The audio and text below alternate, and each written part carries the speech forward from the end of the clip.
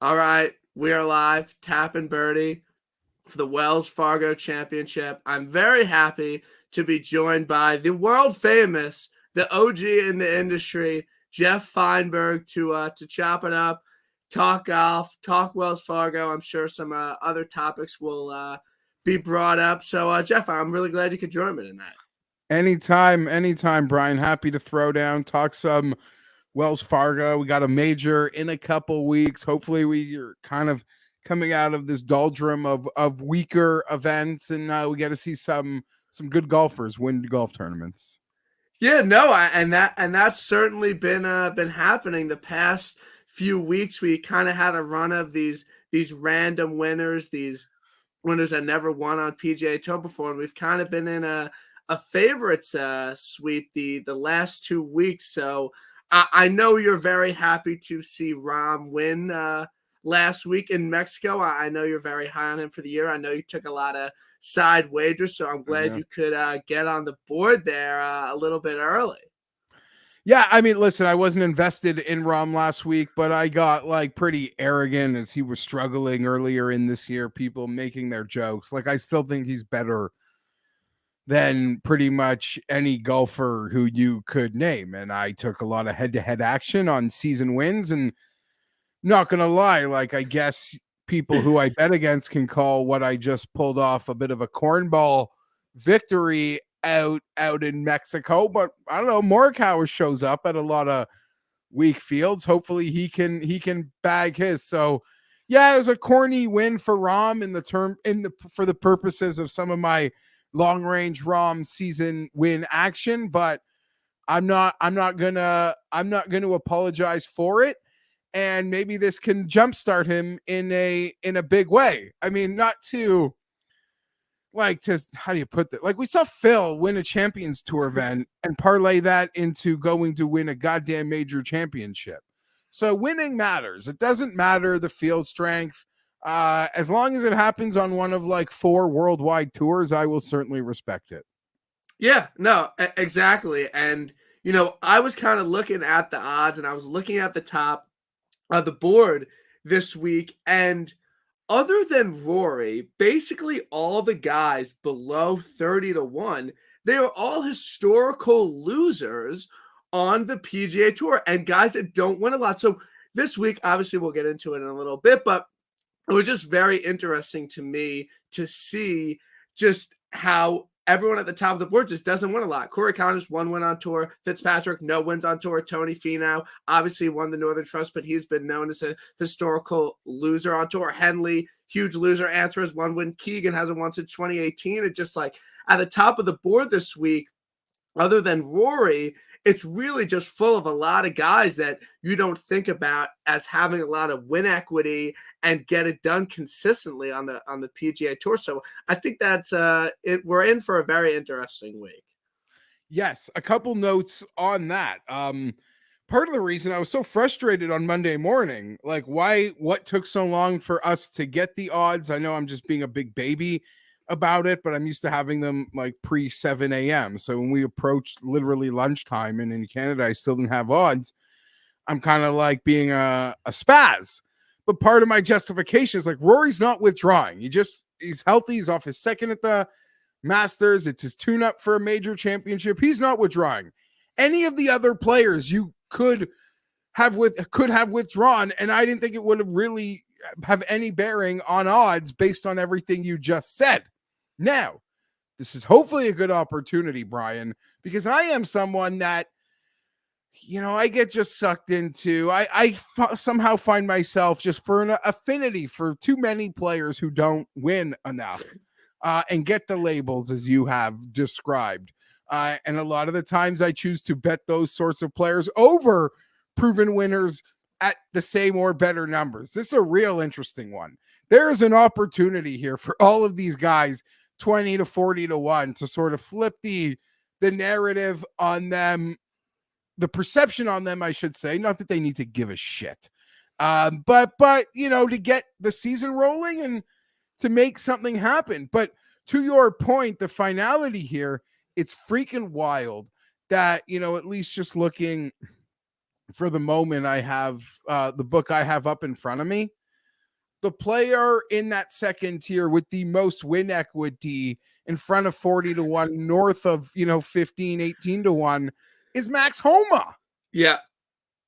Like I'm not trying to disrespect Max Homa. I'm not betting Max Homa. A lot of people who I have great respect for are betting him this week, and you can make a win equity case. You can just make you just trust him case. That is fine, but it's pretty wild. So I do believe, though, there is an opportunity, and despite their lack of trophies, I'm pretty excited about potentially about the bets I have made in that 20 to 40 to 1 range. Yeah, absolutely. It just really struck me as just odd because usually there's someone in there. It's like, okay, this guy has a couple wins on tour, but you really just don't have that this week. And a lot of guys, like Ron needed to win. I think it's a little bit different caliber, but a lot of these guys just haven't won in a while and they need to get a win. So, and of course, I will be on the ground. I will be at this event Saturday and Sunday this week. So, if there's any week I would like to have a couple guys in the mix, it is absolutely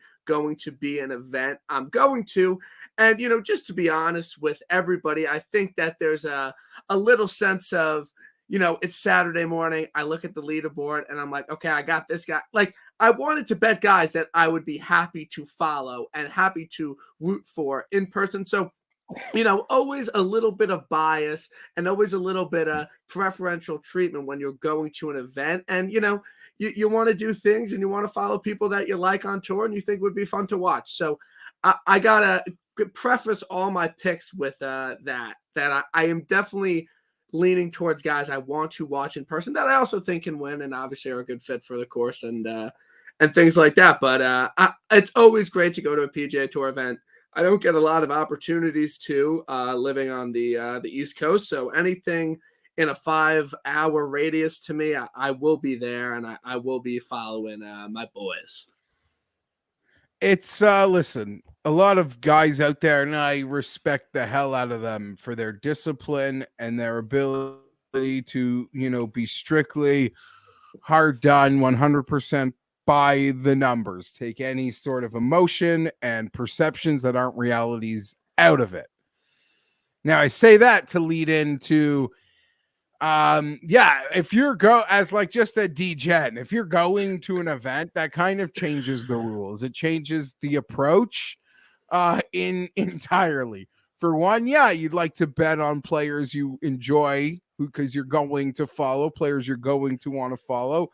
But at the same time, you have this desperate thirst to be showing up on the ground Saturday with a heater ticket. Like, so you'll almost do anything in your power to make sure you have that, even if it requires over betting. So good luck and bless you this week, Brian. Yeah, no, it'll be fine. And as we kind of get into the course, as we kind of get into the weather, this is not a normal PGA Tour event. I am looking at the weather. It is going to be rainy, and it's going to be like 55 degrees. Now, you are north of the border. That is a little bit warmer weather for you. But for these pampered fucks, this is not a normal temperature and kind of style of golf that they're used to playing. They're used to playing in California and Florida where it's just not great weather in the Northeast. So, sometimes you find a narrative and you stick to it. No pampered fucks this week. I want guys that can excel in difficult conditions, scramble for pars, not make a lot of bogeys, are used to playing in these more difficult conditions, maybe some Euro guys.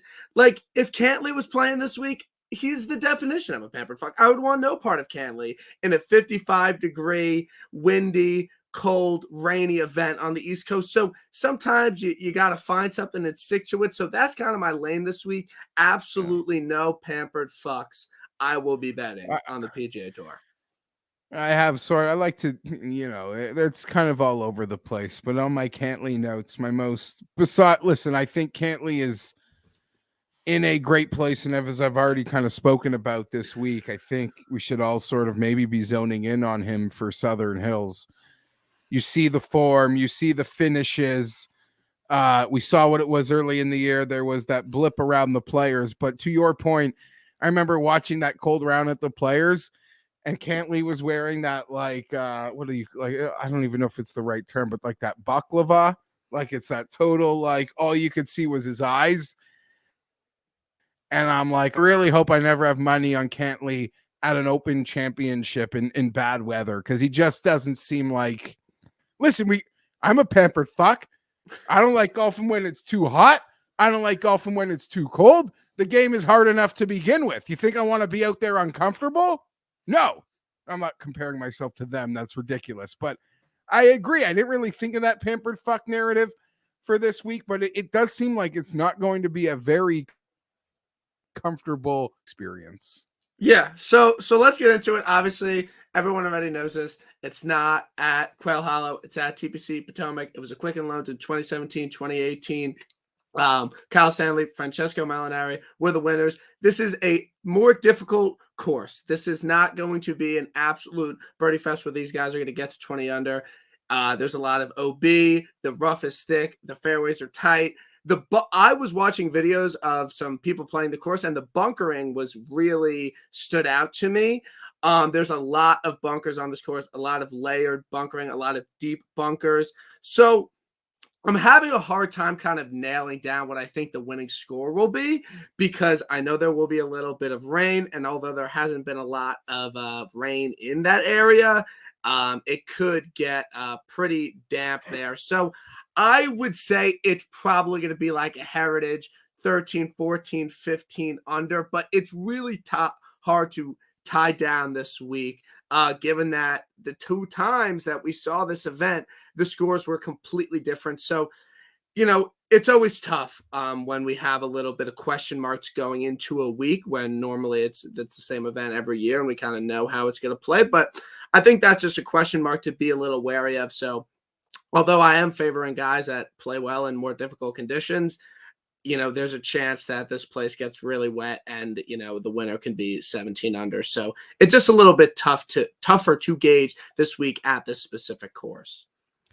And with Molinari's performance last time, you just sort of, in hindsight, you just chalk it up to an absolute ceiling performance. Anytime a top 50 player in the world has their A+ game, what he did here a few years ago is very possible. Also, to put that winning score in context, that was essentially Molinari starting his own mini Scotty Scheffler type run in that summer. That led with that culminated with an Open Championship victory. So, like, just playing the ceiling game, playing the best golf of his career, I am still of the mind, the lane I'm taking is that was an outlier score for this golf course. Like you, I am still, the lane I'm picking is tougher conditions, battling, and those types of players. Yeah, so let's get into it. Rory, you get him at 8-1 at some places. Of course, whenever there's a big favorite, a lot of people are not going to be betting him, not going to be playing him. So I don't think anyone's really betting Rory. I think there's too many guys more down the board. And in DFS, I'm a little wary of playing him because of this aspect of seeing it's going to be cold and rainy over the weekend. Rory is the defending champ of the Wells Fargo Championship. I think that's a lot of the reason why he's here. I think he has bigger things on his mind. I don't think that this is a place like a Fazio where it's just all about driving it as far as possible. So even though I like some of the 6K guys and I can fit them into my lineups, I just don't want to take that risk on Rory, because I don't think it's a Rahm situation or a Cantley situation where they are absolutely going to finish top 5. I just don't have that feeling with Rory this week. So even in a DF, I know we would never bet him, but even in a DFS standpoint, I really want nothing to do with Rory this week. So I won't be getting there in DFS or any way, shape, or form. Yeah, I don't mean to throw this out there like I'm intending on picking on Rory, but I've seen some like plus 410 to miss the cut. And I don't know, like, this place just seems hard. Like, I wouldn't be shocked if anybody got even Rory this week on a course doesn't necessarily fit him. If he wants to overpower it, he can. I have no interest in betting Rory when his strengths appear to be neutralized due to the setup. It seems like unless he wants to be hyper aggressive, he's still going to be hitting his approaches from a very similar spot than all these other guys who don't drive it as far as him. Yeah, so I think that's an easy pass. So your co-host, the guy Pat Mayo, he went on his Sunday preview show, which is excellent, must watch every single week. And he even said it even a week before. He said, "I am betting Corey Connors at this event, absolutely 100%." And he's gotten a lot of buzz. A lot of people are betting him, and it makes all the sense in the world. Corey Connors is one of the most elite drivers of the ball on tour. Fairways gain off the tee. He's just so dominant off the tee. He's going to keep it in the fairway. Give him a 7-iron. Give him something in the fairway. He is just going to play well. And he's been playing some really excellent golf. Played well at the RBC. Obviously played well at the Masters. Played well at the match play. So it's very obvious. I did not get there. I did not bet him. I would rather bet the next guy that I know you bet as well. But you can't fault anyone for playing Corey Connors this week because it just seems like a perfect course and a perfect event for him to get a second PGA Tour win at. Yeah, it certainly feels like it's lining up for Corey, both Corey and Fitzpatrick, who we'll talk about next. Part of it does feel like to bet them now at what it appears their numbers are, or even were at the start of the week, does feel like the golf better in us is trying to be like pretty cocky and call his shot. I think even Mayo kind of alluded to it. Like, I'm just betting Corey Connors. I'm calling my shot this week. Yeah, I can't pick any holes in Corey Connors other than he's the second favorite in a PGA Tour event. And if he withdrew, I didn't think that it should have any bearing on other guys' odds. I'm not saying he's withdrawing. I'm not hoping he withdraws. I want him to play great. I would be so happy for him to win, the fellow Canadian. But yeah, I'm just not there. I guess instead of being cocky with calling a Connors shot, it's Matthew Fitzpatrick at 25-1, Brian, that I've decided to back this week for pretty much many of the reasons you already alluded to in talking about what you're anticipating from the winner. And I'm not one of these people. I know there's like a ton of Fitzpatrick stands out there that have been scorned by him, or never Fitzpatrick bettors that have just been burned by him trying to find this. I'm not one of these people. I'm like walking up to that dealer at the casino that just busted all you guys. Your shoot's been horrible. I'm walking up like I don't have that scar tissue that other Matthew Fitzpatrick bettors have. Now, if he does what he did at Heritage when I bet him at 25-1, maybe I'll develop some of that scar tissue. But I believe this is as ideal an event for Fitzpatrick. Sometimes we get to these like loaded fields and people want to bet Fitzpatrick in the high 20s, low 30s. I do get concerned his game abandons him on Sunday when he needs it most, but let's just get to Sunday and I'll worry about that. Par 7,000 yard course. 4 of his European wins come on courses under 7,100 yards. It just feels like the perfect quintessential Matt Fitzpatrick course, game like archetype, winning score. Check. I'm in on the boy, Matthew Fitzpatrick. Yeah, I bet him as well, and I really like the case you laid out for him in it. What my thing about it is that we're not going to bet Fitzpatrick in an event where the winning score is -18 or where we have all these stat guys. I know I really liked him at Bay Hill and Genesis, but those would have been really big asks for him to compete and contend in. But again, this guy is first in bogey avoidance over the last 50 rounds. He's a very elite driver of the ball. And I'm just hoping and praying that this event plays tough and maybe the winning score is -9, -10. I think he can get there. I think he can minimize. He's so good at just saving pars, making those 7-footers for bogey, which for par, that are so important. And I just think he has the complete game to contend this week. And honestly, I really don't hate it starting a betting card, Connors, Fitz, maybe betting 1 or 2 more guys. That's a little tough for me. I wanted to get some more action in there. So I started my card with Fitzpatrick. I have the 22. I bet it. I just think, again, if the wind's up, it's not going to be that windy, but if it's cold, it's rainy, it's a grinding fest, and the winning score is -12, I think this is a great opportunity for him to get a win. So I'm glad we're lockstep on that one. So one of your favorite golfers on tour, very known, led the field in tee to green at Mexico Open, again, is kind of someone that is a prolific loser on tour that can't always close it out is Tony Finau. With the ball striking performance last week, I think if anything, it's just great to see because everyone loves rooting for Tony and he's so talented that when he went into that slump after he got his second win at Northern Trust, no one wanted to see that. So I'm glad he's back in form. Betting him at 25-1, that's not something I'm going to be doing. But, I'm glad to see the ball striking's back and that he's in some great form. Yeah, I'm gonna take a pass. It'll really hurt to maybe, I guess, see him win this week. I just think we're paying a bit of a price for that great performance last week, but the performance has me excited and is going to set the stage for me to lose quite a bit of money, I feel like, on Tony, probably even at Southern Hills friends, as 50-55-1s are still out there. Kind of like Rory, in the sense that I just feel like what makes Tony so great is kind of neutralized at this venue. And I guess you'll see as I probably go through my other picks, like there's just a pretty like a prototype game, like player profile that it seems like I'm sticking with this week. Tony is not one of them, but I'm hoping he doesn't burst it this week because I'd love for it to happen at a much stronger field this summer at double the number. And when you have some cash on him.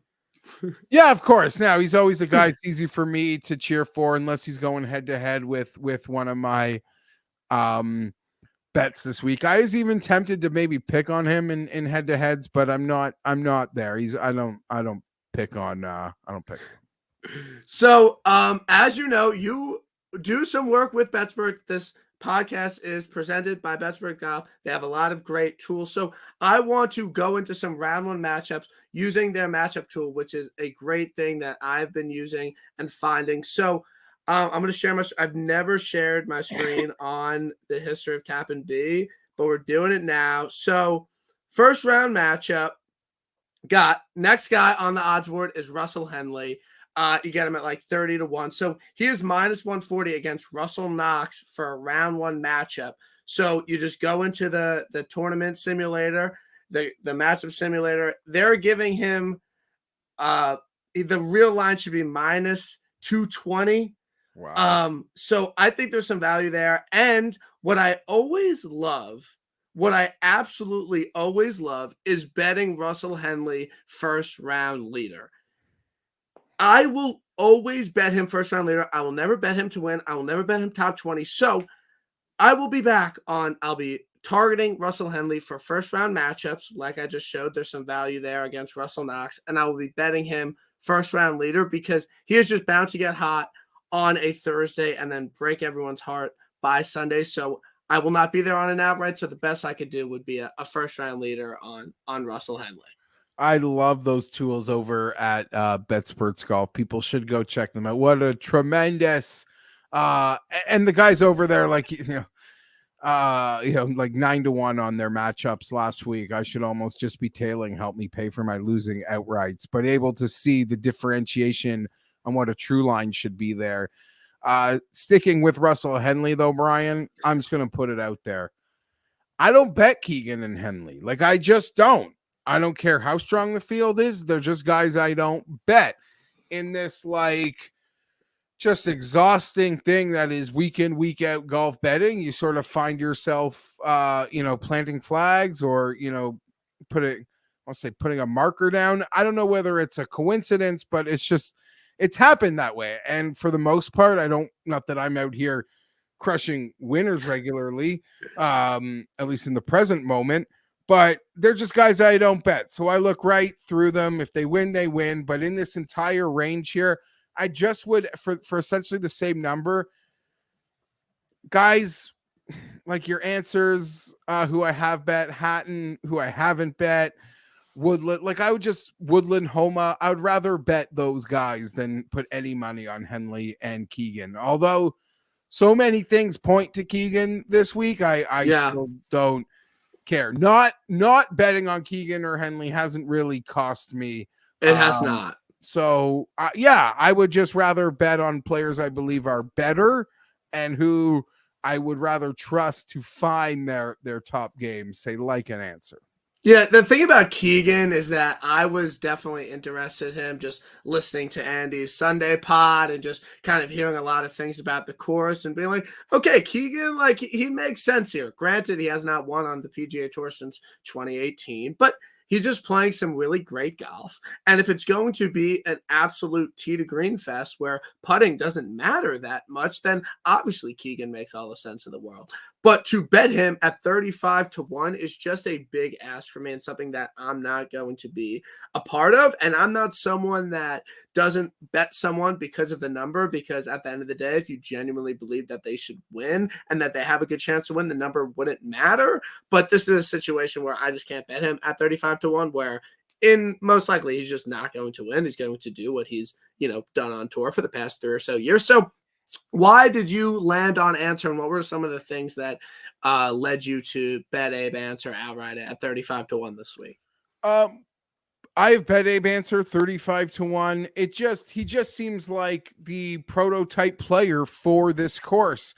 You see the signs like we're ticking upwards last week, a pretty commitment filled week in Mexico for Abe. He was just atrocious around the greens, but we're starting to see the driving, the approach come around for Abe. The venue is ideal for Abe. And any questions about the health, I completely have zero concerns, and I'll tell you why. Abe Answer is not playing back-to-back weeks this close to a major if he's not healthy. Like, it just doesn't work like that. He's not going from Mexico to Maryland, right? Yeah. Yeah. He's not going from Mexico to Maryland if he's hurt 2 weeks leading into a major. So I trust that the health is there. If we had 1 or 2 more weeks of Abe Answer lead-in, he would probably be where Finau and Fitzpatrick are on the odds board. So I'm going to take Abe Answer this week, 35 to 1. I love it. And also a little TPC River Highlands comp. He was heavily touted and that week. And he started slow, and I vividly remember he just went ballistic the next 3 days, finished in the top 10. So I like that as a little bit of a comp. And these shorter courses always seem to favor Abe. So the next guy I want to talk about, you bet him at 50 to 1. I was on him last week. A lot of people were, and I don't think I'm going to bet him outright, but I do like a top 10, top 20, favorite matchups is Gary Woodland. He hit the ball absolutely fantastic last week, and he could not buy a putt. And, that happened. That is not the first time that's happened in Gary Woodland's career. I can assure you of that. But the guy gained 9.2 strokes from tee to green. And, people are going to forget about him. And we see this happen all the time where it's a very popular bet. Everyone's on him. He has a middling finish, and then everyone hops off, and then he pops and he plays really well. So was that kind of some of the reasons as to why you landed on Gary this week? And I know he holds a special place in your heart. What number did you get him on at the U.S. Open? What was he? I was not in the game back then. Yeah, like 130, 125 Wow. to 1. The funny part about that US Open bet, just to quickly talk about it, is I don't remember where the Open Championship was that year. But my initial future lean out to Gary was for the Open Championship.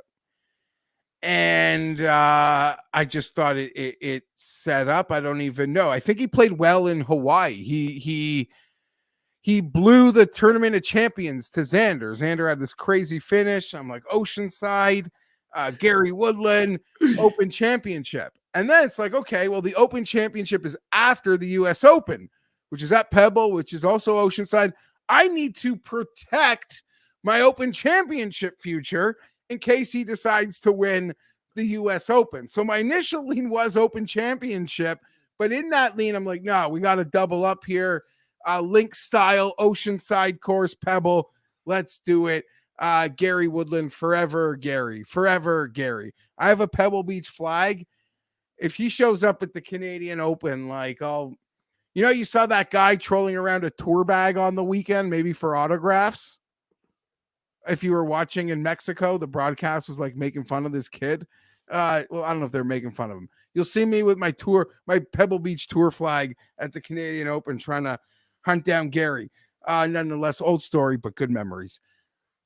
The reason I bet Gary, because I was on the fence about it, was simply I got suckered into it. The Bet 365 odds boost to 50 to 1. You mentioned that lead in form. I'd bet him a bit this year, 50 to 1, this field, that tee to green game, like everything. Sign me up for all of it. All of it. I I have this own like mental fight with myself on these bet boosts because I feel like they're methodically being given to me by the house in the sense that there's one of two options for them. They either take a player that's really good but is getting no action because maybe the number is too short or just what have you. In fact, I remember they bet boosted like Scotty at match play. Like everyone's kind of just pivoting from this guy because he's winning too much. We got to bet boost him, see if we can get some action. And then the other bet boost is I feel like they sense a guy who's popular and they're like crack staff odds room is like, let's step in front of this. Like we'll get, let's give them a nicer point spread, for a football term. And as the house, we're willing to take this risk. So that kind of worries me, but 15 points is 15 points out of a player that I was almost going to bet anyway. So you gave the stats argument. I was on the fence. And then the book says, here, Mr. Feinberg, we're going to take that 35 you almost want to bet. We're going to make it 50 and make sure you bet it. And I feel like I'm being targeted. But I'm not being targeted because it's available to everybody. Absolutely. And I think this odds boost thing, this discussion, it's very important to have. And I know that you had a nice discussion on Twitter about it. And this book, he worked in operations. I forget his name, but he basically was saying that it is spreading the VIG to attract new customers. And I thought that was really interesting because they don't know who is going to win this golf tournament. They are just trying to get action on their book. So at 50 to 1, it's really hard for me to miss out on that. I could obviously get a bet out on 365. So, again, might have to have too many people on the card. If it's boosted, I get the 51. I might be there because I want to root for Gary Woodland. I honestly they changed the boost though. If you go to bed, you might wake up and someone else will be boosted. So okay. No, I just don't think you're going to wake up and potentially still have that option. I am still of the belief, like I appreciate in this new betting landscape that the books know that they got to do these like little corny things to just make us happy, to keep us.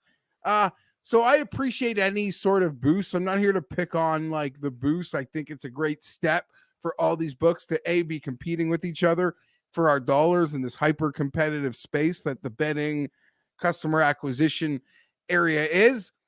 I do think it would feel more genuine if they let you boost whoever you wanted, like by an X percent. Now I know DraftKings has started this. They're giving 3-point boosts, but that's the weirdest thing to me ever. Like if a guy's 10 to 1, you can make him 13 to 1. If a guy's 40 to 1, you can make him 43 to 1.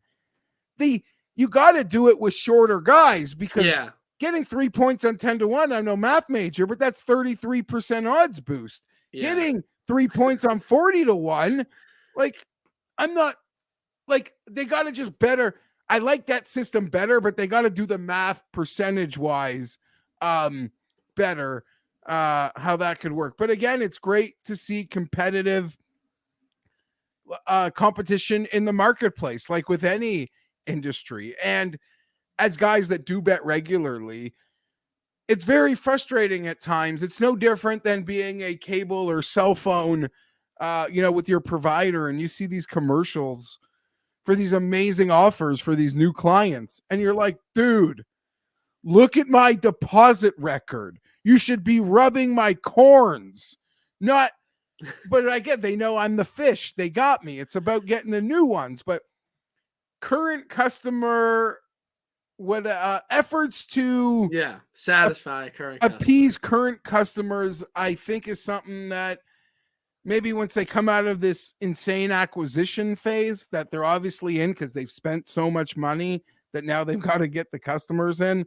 Hopefully that can continue to grow. And it's nice, even when they see like Buddy free bet, Buddy makes one birdie. You can only bet $50, but I don't know, that's one less, that's a free outright, like essentially, if you want to do that for me. So I'm not here to complain about it. Yeah, and I think that's what's so great about Bet365. It's not available in New York, but I have a lot of people that I could just bet through on it. Is that I didn't know that if you do the enhanced win where you can't cash out, you get like 3 points on every single one. So if it's 25, like I really like that option because, and I really like applaud Bet365 for doing that because I think it's great to just get a few more points on guys you want to bet. I've been kicked off of Bet365, but I use, well, shouldn't, like, I don't want them to track me down, but like I got buddies that kind of only bet football, so I'll just say, here's X amount of dollars loaded in your account. Now your account's mine, like till football season starts. But I got, so that's how I have all access to 365, and like you, all my friends, like I think it's a great book. They kicked me out years ago before the cash out. It's such an embarrassing story, Brian. What happened? Okay, it's just funny, but I'll do the quick version. I guess I was home. There was day baseball, and I put a ton of money on a day baseball game. And then I wrote them, like I went in the chat. This is before cash out. Like in modern times, I could just hit cash out. The line's the same. Could just cut that stake and then get back to my day. I'm like, you know what? I bet too much on this game. Can you refund it? I'm going to go right back in and bet it, but I'm just kind of uncomfortable with the stake. And I made the death nail error. Don't ever tell a sports book that you made a wager while you were like inebriate, like drunk or high, as if we're all not like watching football on Sunday, or the blokes in England aren't betting soccer 12 pints fucking deep. You just can't verbalize it to them, because then it's like, whoa, you bet like in that, like it just sent out red flags. Then I had to go.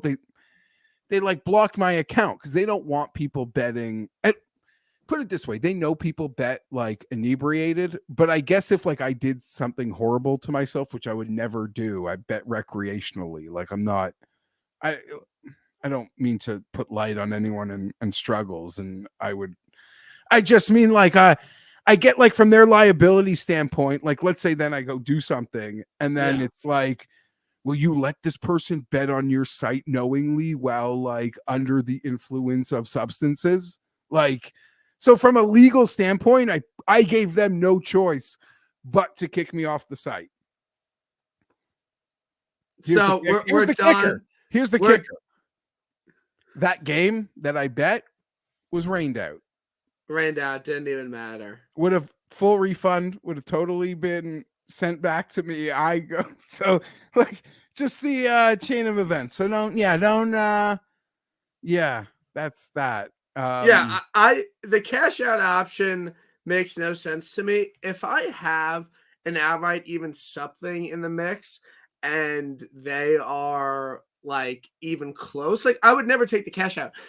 Even if I think there's no chance for them to win, the pain of losing and put a price a on cashed out bet is, I mean, there's literally no dollar amount you could put on it. So like last week, like I bet Alex Smalley, and I had like 25 to win, whatever. And the cash out was like 120. It was on Sunday late. I was like, there's no chance he's winning, cash it out. But if it was any other time, I wouldn't do it. So moving down the odds board, I'm betting Cam Young, most tipped golfer. Shocking. I'm betting the most tipped golfer. Really? That seems to happen a lot. I got a 45 to 1 early on him. Another guy I want to see in person. I want to see with my own eyes how he drives the golf ball. But again, I think this is a situation where he's so talented. Obviously, runner-up finish at the Genesis, first-round leader at the RBC, second and off the tee. If that's going to be really important this week, I really like that. And, you know, I know a lot of people are talking about it, and I think it's a fine talking point, is the fact that he is a Northeast golfer. He is used to these bent grass greens, his 2 wins on the PGA Tour. I mean, on the Corn Ferry Tour, we're on bent grass. You could go on Fantasy National, look that up, no problem at all. So, look, it's a bet the number play. Bet him at 45-1. I wouldn't touch him at 20-1. I wouldn't put any placements on him. This is a pure outright situation. Betting Cam Young. I know he's very popular, and I know he very well could miss the cut, but it's just something that I'm not going to miss out on. And then his DraftKings price at 8K flat is egregious. It makes no sense. He should not be 8K in any world.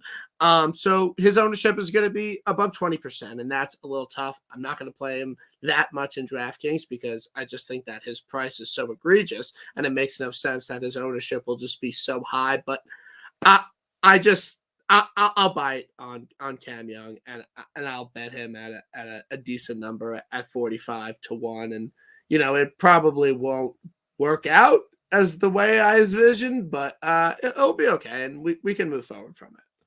Yeah, wow. I like Cam Young a lot this week. I didn't pull the trigger. And I wasn't even at those early odds I saw out of the gate on Monday at like 30-1, I was like, I'm going to respect that. I've made 4 outright bets already. So if I do want to pull the trigger on Cam Young, it's one I am certainly thinking about. I was unaware he is that popular. Yeah, he's the most tipped golfer this week. I have not seen that. Yeah, golf betting tips. I love them. They're great. Yeah, no, they're great. I just mean I haven't really seen the I haven't really seen his name. I know people have been talking him up. I haven't really seen people pulling the trigger, but I'm a huge fan. I could easily find myself getting invested in that, and even doing a props thing earlier with our boy Tour Picks. He threw one at me that I really like. It's a Cam Young over Webb Simpson head-to-head at essentially a pick'em. You're pretty much playing the extremely consistent Cam Young versus Webb, who feels totally lost at the moment. But I'm very here for Cam Young. And I think as last year at Christmas time, everyone's sort of in their season preview content, like the popular question was, who can be this year's Sam Burns? And while he hasn't won yet, if you ask me at sort of the halfway point, I think Cam Young might be the favorite, to actually do that.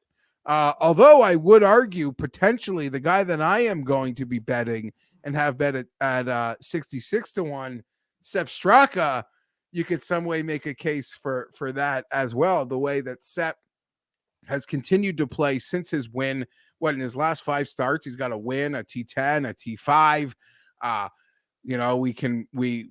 We know how hot and unconscious he can get with the irons, with the putter, with the approach game. I just love so many things about Sepp Straka, about how he has maintained his level of play since winning. So many players we've seen over the years have that moment that Sepp Straka have, get the money, get the ability to set schedule, and just go into a little bit of a lull for a few months. That has not happened.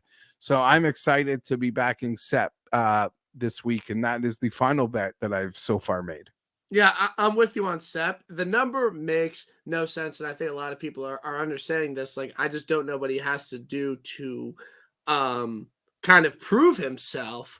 If Sepp Straka was his name was Russell Mitchell from the Carolinas, I think there'd probably be a different take on him at the moment. Yeah, no, it really makes no sense. He won at the Honda in difficult conditions. Honda is obviously a very difficult course. Just kind of watching him coming down the stretch, he was just so immaculate and so great with his ball striking and with his long iron. So I love that. Makes a cut at the Masters. And then at the RBC, another, difficult club down course. He has a chance to win it.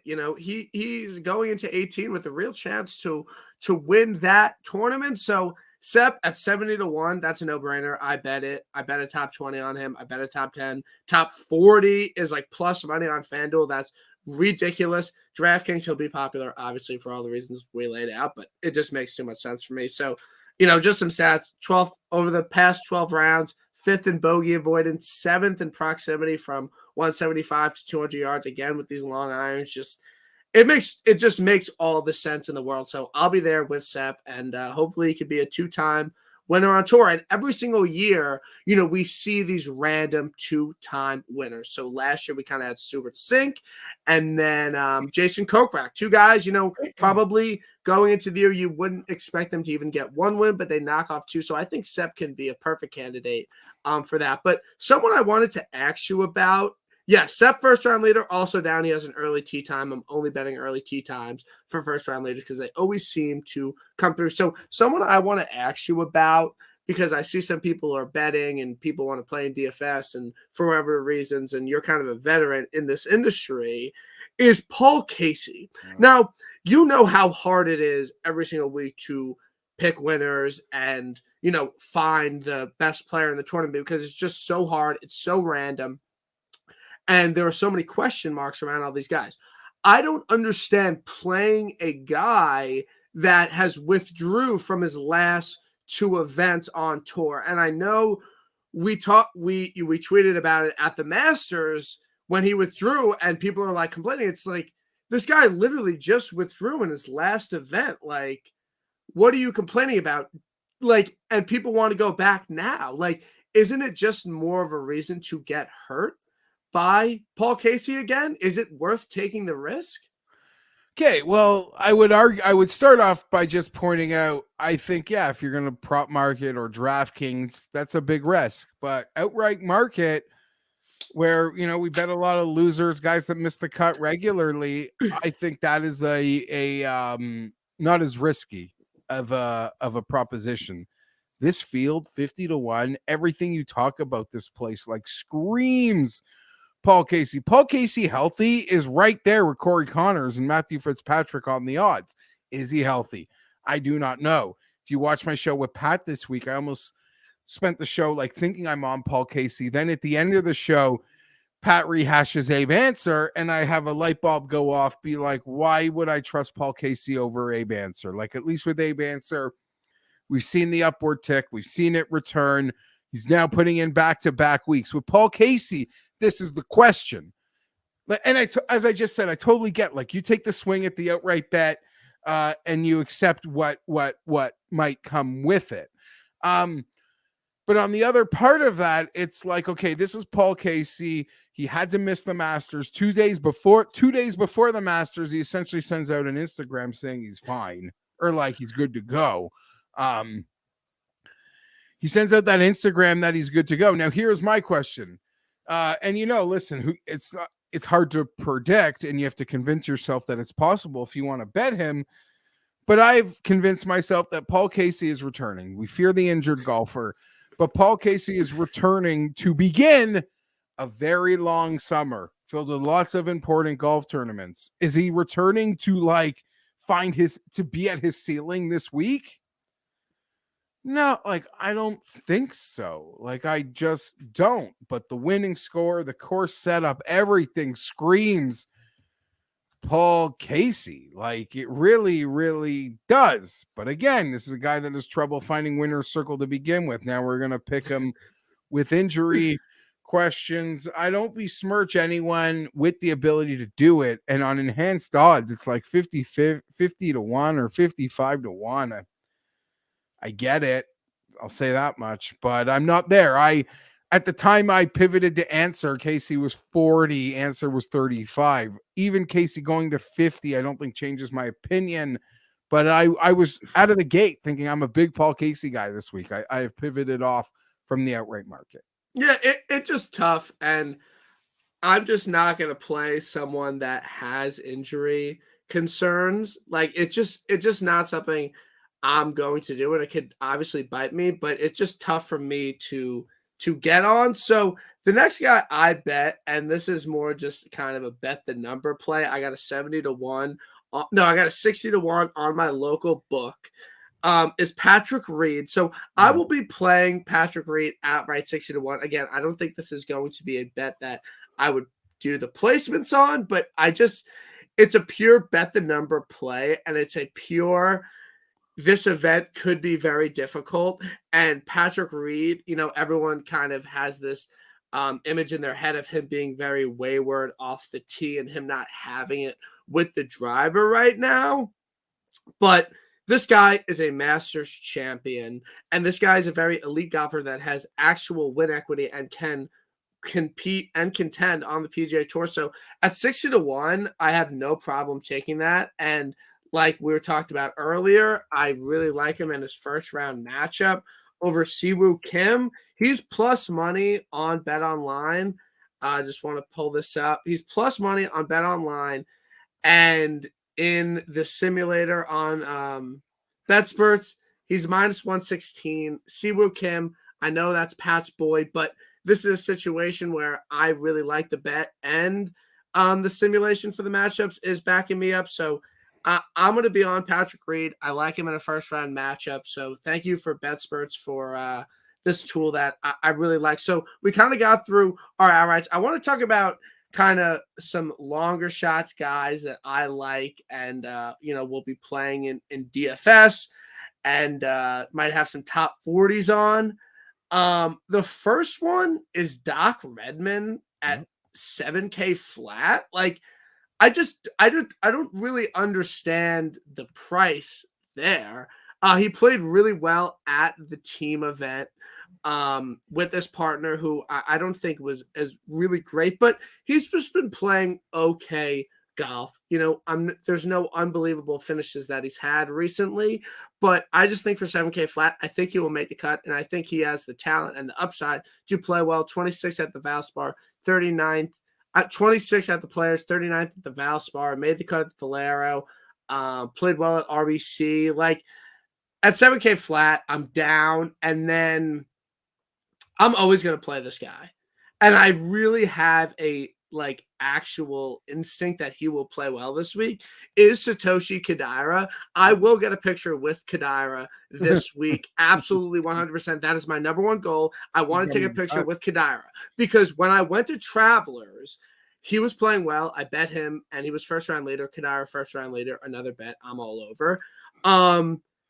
You with a guy like Kodaira, you say Kodaira, he's like all over. He's very friendly. So I want that. And 15th place last week. And he went on a little run last year around this time. 11th at Wells Fargo, 13th at Byron Nelson, 19th at Palmetto, first round leader at the Travelers. And he is just such a good putter that it's going to keep going. He went on a nice putting run then. I think he's going to do it again. He gained like 4 strokes last week. And he's really good from 175 to 200. So Kodaira, whatever, I bet him every single week. I will continue to bet him. I like him top 40. I like him first round later. I will be with him this weekend because we're best boys. Are there any shorter, longer shots, guys more down the board that you like this week that, think have some upside to play well, and any guys you're targeting as we get further down the board? So I've kind of outside of SEP, I'm kind of naked in that 50 to 100 to 1 range because the bets that I've made in sort of the 25 to 40. And I do suspect that I'll probably even make another bet in there, and it could be Cam Young. But going farther down the board quickly, like for DraftKings, you mentioned Doc Redman at 7,000. I could have some real stars and scrubs with my boys at the top and have a Doc Redman and his partner in crime from the Zurich, Sam Ryder, 6,800. So that might be my favorite play in the 6,000s on DraftKings. Although, I am a friend and an ally of DraftKings. I currently live somewhere where I'm not allowed to play it, which is just its own thing. So, yeah. Have my friends in New York State make me some lineups. On another note, though, from the long shot perspective, there are two. Luke List, it's been talked about a lot this week. The putting has been so bad, but I'm a fan of Luke List, and I just see the course type and the field and some 130 to 1s out there, and just as an insult, I'm like, no, that's insulting. And as much as the book's probably going to take my money and build another casino with it, I'm still not going to let them post 130 to 1 Luke List. David Lipsky, haven't made the bet, but 110 to 1. He's been stacking some real nice weeks together. And I guess potentially in closing, I'll say this. I am far more how do I put this? From a betting perspective, Brian, I'm always far more likely, I haven't bet these guys, but I'm always far more likely to take a chance on a Lipsky, Aaron Rye, just trying to look at the board, Smalley, Woo, Doug Kim. I like 98 times out of 100, I would take the younger player who I have an unknown about the ceiling, but I believe it's there, than say a known entity like as an example, I just know Streelman's really popular this week. Like I know what Kevin Streelman is. I'm not saying he can't win. Although it feels like it's the Streelman eclipse that takes a win where you like birdies the last 8 holes and an eclipse just happened. I am just such a bigger fan of like throwing my bullets at the unknown than the known in these sort of parts of the board. And just sort of like last week, it was a loser, but I got into the debate like, no, I'll bet Davis Riley at 70 over Scott Stallings at 70. I know what Scott Stallings is. Like I know. And I'm not here to besmirch that, but there's just I'd rather like just bet the unknown on a player that I see as a future preeminent guy who will make every WGC start in the next 6 years. Yeah, it's tough betting these old losers that that you've wasted money on them. Might as well waste some money on some new guy that has the potential upside and has the ceiling and can and play well. So there's two things I want to ask you before we get out of here on golf related. The first are the Toronto Maple Leafs. Obviously had a very convincing win last night against the two-time Stanley Cup champion, the Tampa Bay Lightning. I'm not a huge hockey guy. I'm an Islanders fan. I'm not going to come on here and say that I'm a huge hockey guy. But this is what the Maple Leafs do. They get up and then they blow leads. Is it different this year, Jeff? Is this the year of the Maple Leafs, or are you due for more disappointment? They're probably due for more disappointment, but I'll just quickly say I spent my whole life, like the passion I have for the Chargers, I used to have for the Leafs. Okay. You'd be like, what happened? How have I don't know that about you? I got the opportunity to just work too closely, like with the Leafs on a day in, day out basis about a decade ago, producing a daily lunchtime radio show here for TSN called Leafs Lunch that I got so close to the fire. Like I got so close, like don't meet your heroes. Like it just, and I'm sure if the same thing happened with me in the Chargers and the situation was reversed and I was a Southern California kid who had an opportunity to, be around the people on the, like it just made me so turned off about so many things. So now I support the Leafs just without the emotional attachment. So when they lose, I can find the humor in it. And I feel bad for my close friends. Heartbreak is expected. But I will say you can make the case that, like, if they can, like, Tampa's a great opponent for them in the sense that if they actually do get through Tampa, they might believe, like, it's actually all going to happen now. In the same way, if you're a long-standing hockey fan, you remember like what happened to the Red Wings all those years before they finally broke through, like so many top seeds, like insane. Like before the Steve Yzerman Red Wings won everything, they lost everything forever in heartbreaking fashion. The same thing with like the Capitals and those Ovi years and how lamented and do we need a trade, like all this stuff of what's wrong and they're so talented. Like it does, the sports fan has to like is aware that does feel like that's in play. But no one here actually like wants to allow themselves to believe it. And it's also just been one game. They'll probably lose the next one. No, because my thing about it is that I'm an Islanders fan. Like Tampa Bay, like they're unbeatable. Like we never did that to Tampa Bay. So to see the Maple Leafs do that to them after they caused us one so game much heartbreak, I'm just like, but in defense of Tampa, it's one game, and the Leafs have like all this. You guys, you're losers. You got to prove it. Like you have to win 16 games to win the cup. And I'm not saying you want to start game one like slowly, but the Leafs like have so much to prove that it makes sense that they like had that game one effort. Well, Tampa's literally just had back-to-back years of winning cups. Like game one, round one. like maybe they got to rev a little. And I don't even watch a ton of hockey anymore, but they looked horrible last night. I'm not to say the Leafs played great, but I don't know. It looked like a house league special teams. But I don't know. Great sign, great start for the Leafs. I'll be rooting for you because I hate Tampa, so I'm happy for you. So the second thing I've wondered this, and this is no disrespect at all. What is the story behind the Philip Rivers pixelated shoulder profile? Is there a story there? No. Like, it's just like, how long has it been your profile picture? Like, I'm sure you get access a lot. Like, I've wondered it. Might as well ask you while you're on my podcast. So, like, what's the deal there? There's no deal. I guess when I signed up. Okay.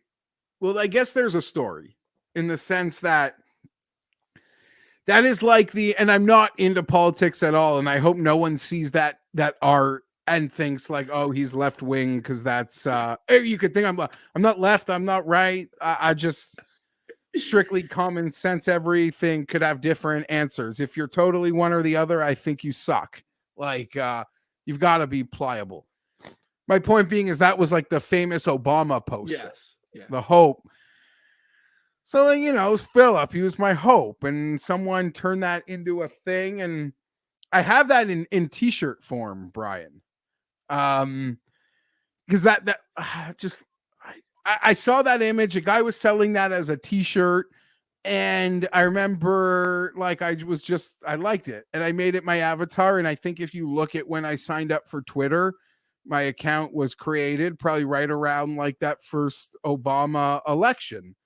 So and it's never been changed. And it's never been changed. Now here's the thing. Yeah, joined June 2009. So I'm not sure what it was before. It was obviously something before. Hasn't been changed in forever.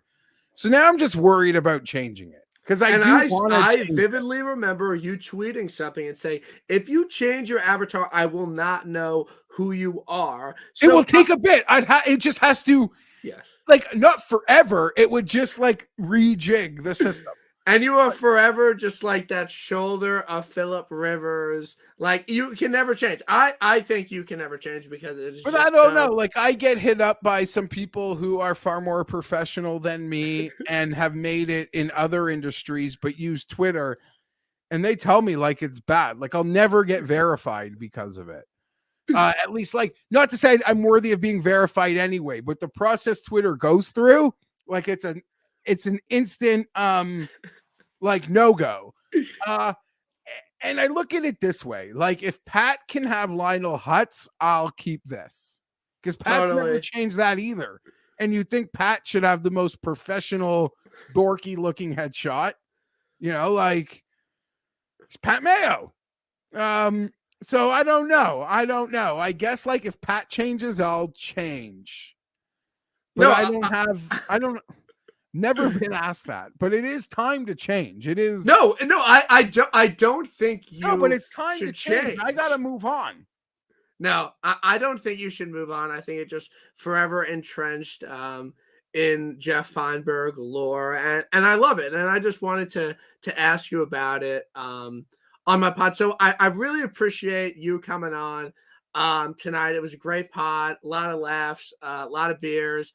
And I really appreciate it, and I look forward to working with you in the future. And you're a legend in the industry, so I'm glad the old school can kind of meet the newer podcasts, and you and Pat are an absolute must watch every week. So I'm no legend. I'm just like I'm not a legend. If anything, see, I'm not as old. Like there are some people who really got this thing going like well before me and Pat. So maybe this isn't a fair example. I don't know that I'm a legend. I'm more like a Jamie Moyer. Like I just, you know, I don't know. That's weird. Like, cause I think I don't know. I'm like you guys. I don't know like all of us. I just started doing this earlier. I loved golf, loved watching it. There was a space where it wasn't being covered. In the same way people like passionately talk about football, no one was talking about football, betting on football. No one was doing that in golf. Nobody. So it's now crazy to see where it is, and how many people sort of have that passion. And Twitter, like today was a really weird day. Well, it was just like the platform was an ugly place today for a lot of obvious reasons. I don't want to say ugly, but controversial. And people, for the most part, talk about Twitter as like, bad experiences and the nastiness. And I'm not here to say that doesn't happen in our golf ecosystem, because it certainly does. But my Twitter experiences are like overwhelmingly positive, even if disagree with someone on something. Like, we're passionately discussing something we like, and that is golf. So yeah, it's crazy to see. And I know I'm like diatribing here, but I'll plug a show that Pat has coming out this week with Will Haskett, from PGA Tour Radio. And as golf fans, we're so like caught up in what we don't have. But when you like just take the smallest step back and you realize like how much like it has grown in a coverage thing like in the last couple years, and just hope we can keep making this progress. And hopefully, God willing, there's someone on the goddamn grounds who wants to find out how healthy or unhealthy Paul Casey is. Absolutely. All great stuff. So I appreciate everyone who checked out the pod. And it's going to be a great week at Wells Fargo. A lot of content coming from my end once I'm boots on ground, once I'm seeing things live. So I'm very much looking forward to it. Jeff, hope you have a great night. Everyone who checked it out, have a great night. And we'll see you next week for the Buyer